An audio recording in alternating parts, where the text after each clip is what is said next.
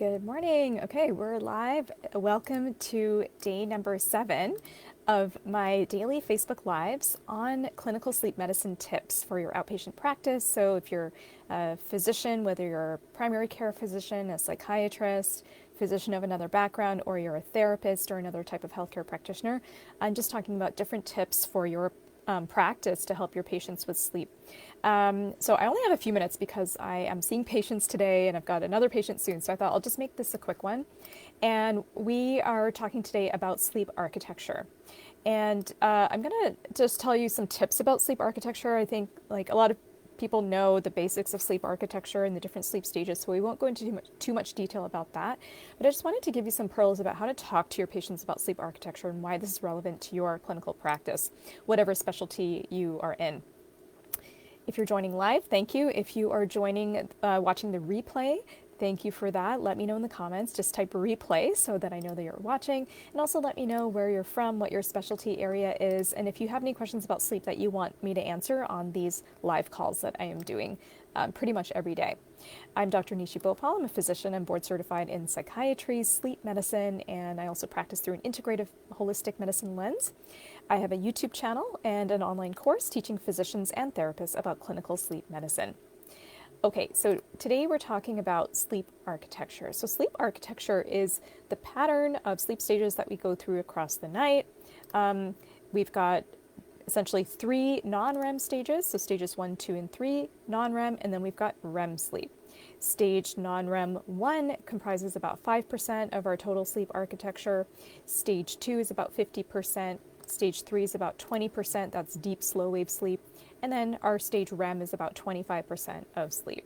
And as I said, we won't go into all of the details on what happens in each sleep stage. If you want me to do that, I can do that tomorrow. So just let me know in the comments, or I can do that on a future video. So just say in the comments that you want the details on sleep stages, and I can do another video. But I wanted to just bring up this idea of sleep architecture and speaking to your patients about it, because many patients don't know that there is such a thing as sleep architecture. I have used this term before and people have said to me, what is that? I've never even heard of that. Wow, that's so cool.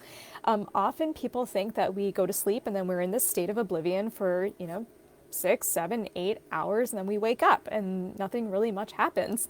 I think that is changing as people are learning more about sleep and becoming more savvy about it. But many folks don't realize that there is this pattern that we go through across the night with different sleep stages. And why it's important is because you might hear patients ask you, how do I get more REM sleep? Or how do I get more deep sleep? Or they might conflate the two things, REM sleep and deep sleep. Those are 2 different stages. And what I tell people is that we need all of our stages of sleep across the night because they all have different functions. And sleep is I think of sleep medicine as kind of like space travel in a sense, because it's kind of like the last frontier.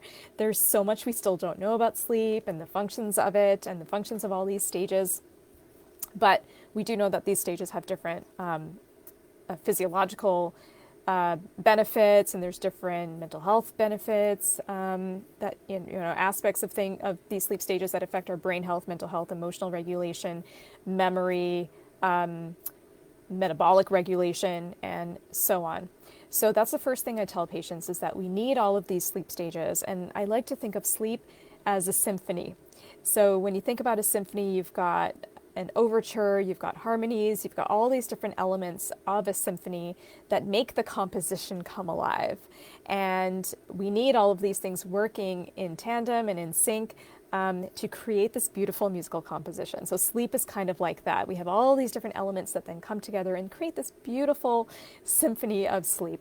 I have a video on the symphony of sleep architecture if you want to take a look at that and see how I use this analogy of sleep being like a symphony. So you might find that patients are coming to you with data from their wearables, whether it's an Oura Ring, which is what I have, or a Fitbit or an Apple Watch or some other kind of wearable, being alarmed that I only got 5% deep sleep according to my wearable, or my wearable said I only got 12% REM sleep. Oh my gosh, and then they're freaking out. So how you can talk to patients about this is by letting them know that these wearables are really not that accurate yet at estimating sleep stages. They're not based on an EEG. We know what stage of sleep a person is in because of the EEG on their polysomnogram. Aside from that, we really don't know for sure what stages of sleep they're in. There's some data now on, like, there's some new technologies emerging using like cardiopulmonary coupling and things like this, where you can get a fairly accurate representation of what stage of sleep a person is in. But these consumer grade wearables don't really provide us a great estimate of sleep staging. So I tell patients, just take that with a grain of salt. Don't even worry about that, because it can start to create more anxiety and fixation about their sleep stages. That can then feed into more sleep problems, more insomnia. And then this problem called orthosomnia, which was coined by researchers at the University of Chicago, who saw patients coming in with anxiety about the wearable data. And that was creating more sleep issues for them. So that's the first thing, is just to tell patients that we take this data with a grain of salt. How you feel is more important than what your phone is telling you, right? Than what your iWatch is telling you or whatnot. Then I talk to patients about, well, what we want to do is we don't want to fixate necessarily on getting more of one particular stage of sleep. We want to enhance their overall sleep architecture. And one of the most effective ways to do that is to maintain a consistent sleep schedule. In one of the other previous lives that I did, I talked about social jet lag, or maybe on one of my YouTube videos, I can't remember now in which video I spoke about this, but I spoke about social jet lag, which is just like jet lag that we get with traveling, but you experience that without traveling. So for example, if you're going from San Francisco to New York on a weekend, that's a 3-hour time difference, and there's a jet lag effect that comes with that, versus if you're getting up at 6 a.m. on a weekday and then 9 a.m. on a weekend, that's a 3-hour time differential that creates a jet lag-like effect. Now, what's going to happen is it's going to disrupt your sleep architecture, right? Because we typically get more deep sleep in the first half of the night, more of that N3 sleep in the first half of the night, and then more REM sleep in the second half of the night. And so if someone is going to bed later and waking up later, they're disrupting that deep sleep they would have gotten earlier in the night, and then they're disrupting the REM sleep they would have gotten in the later stages of sleep. So a consistent sleep schedule is going to help preserve and maintain healthy sleep architecture.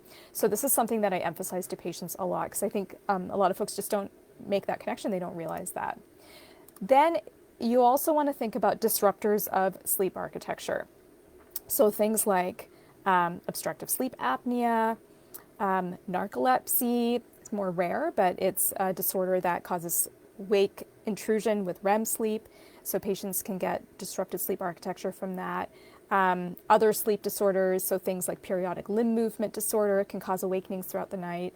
Certain medications can disrupt sleep architecture. If you're a psychiatrist like me, you might have patients on SSRIs that can cause some disruption of their sleep architecture and their REM sleep and whatnot. So those are some other things that we want to be on the lookout for, because an important aspect of optimizing sleep is really optimizing your patient's overall sleep architecture and preserving all of these different stages so that they can all function in tandem and help maintain a healthy brain and healthy body. Okay, so I'm going to have to jump off there, but just a little quick discussion on sleep architecture. If you enjoyed this, please feel free to share it with another clinician who you think could benefit. I have a free sleep mini course. The link is in the comments below if you want to take a deeper dive into really practical sleep medicine tools for your clinical practice. Next month in February, which is actually next February starts tomorrow, so in a couple of weeks I'm going to be opening doors to my clinical sleep kit program for clinicians, and I'll be doing some live masterclasses on sleep supplements for your outpatient practice, so you can stay tuned for that. In the meantime, you can follow and like this page, and that way you'll get the updates on those other offerings. And I will be back again tomorrow with another live video. If there's any specific topics you want me to cover, then let me know. Just put them in the comments. I'll see you then. Bye for now.